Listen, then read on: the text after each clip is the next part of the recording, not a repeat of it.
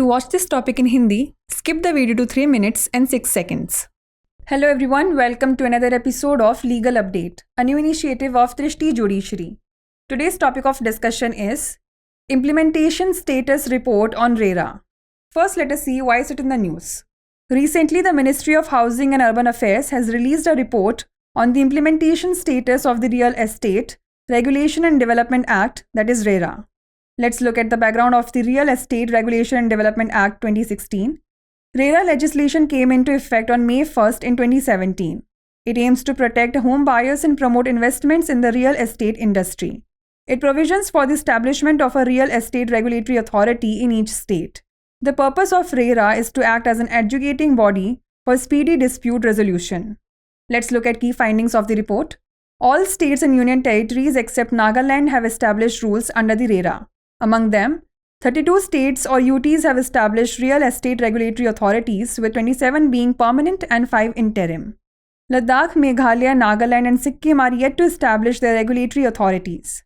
28 states or UTs have set up real estate appellate tribunals, with 24 permanent and 4 interim ones. However, some states like Arunachal Pradesh, Jammu and Kashmir, and West Bengal are yet to establish these tribunals. Regulatory authorities in 30 states or UTs have operational websites under RERA, while Arunachal Pradesh and Manipur are pending. Adjudicating officers have been appointed in 26 states or UTs, while 10 regions including Arunachal Pradesh, Bihar and Uttarakhand are yet to make appointments. Nationwide, there are 122,553 registered real estate projects and 86,262 registered real estate agents under RERA. A total of 120,605 complaints have been disposed of by real estate regulatory authorities across the country. Maharashtra, Tamil Nadu, Gujarat, Telangana and Karnataka have the highest number of RERA registered projects, with 44,318, 21,045, 12,972, 8,227 and 6,582 projects respectively. Puducherry has the highest number of registered projects among union territories with 222, while Dadra and Nagar Haveli and Daman and Diu together account for 208 registered projects. The top 5 states with the highest number of disposed cases under RERA are Uttar Pradesh, Haryana, Maharashtra, Madhya Pradesh and Gujarat. Dadra and Nagar Haveli and Daman and Diu lead among union territories with 907 disposed cases, followed by National Capital Territory of Delhi with 555 cases. Before we wrap up, here's a question for you. How many states or union territories have set up real estate appellate tribunals, both permanent and interim? 28, 32, 30 or 27? Send the answer to this question in the comment section. Like, share and subscribe for more such content.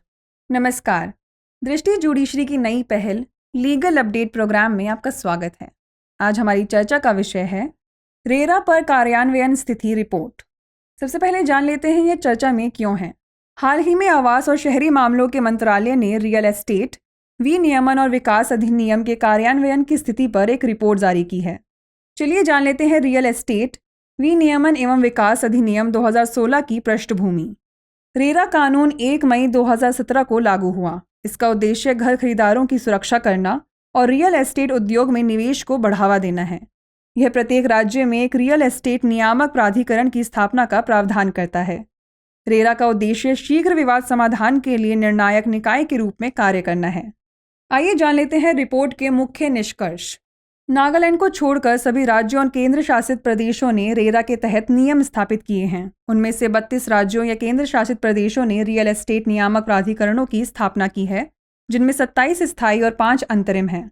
Ladakh, Meghalaya, Nagaland और सिक्किम ने अभी तक अपने नियामक प्राधिकरण स्थापित नहीं किए हैं। 28 राज्यों या केंद्र शासित प्रदेशों ने रियल एस्टेट अपीलीय न्यायाधिकरण की स्थापना की है, जिनमें 24 स्थायी और 4 अंतरिम हैं। हालांकि अरुणाचल प्रदेश, जम्मू और कश्मीर और पश्चिम बंगाल जैसे कुछ राज्यों ने अभी तक इन न्यायाधिकरणों की स्थापना नहीं की है। 30 राज्यों या केंद्र शासित प्रदेशों में नियामक प्राधिकरणों के पास रेरा के तहत परिचालन वेबसाइट हैं, जबकि अरुणाचल प्रदेश और मणिपुर में लंबित हैं। 26 राज्यों या केंद्र शासित प्रदेशों में निर्णायक अधिकारियों की नियुक्ति की जा चुकी है, जबकि अरुणाचल प्रदेश, बिहार और उत्तराखंड सहित 10 क्षेत्रों में अभी नियुक्तियां होना बाकी है। देश भर में रेरा के तहत 122,553 पंजीकृत रियल एस्टेट परियोजनाएं और 86,262 पंजीकृत रियल एस्टेट एजेंट हैं। देश भर में रियल एस्टेट नियामक प्राधिकरणों द्वारा कुल 120,605 शिकायतों का निपटारा किया गया है। महाराष्ट्र, तमिलनाडु, गुजरात, तेलंगाना और कर्नाटक में क्रमशः 44,318, 21,045, 12,972, 8,227 और 6,582 परियोजनाओं के साथ रेरा पंजीकृत परियोजनाओं की संख्या सबसे अधिक है।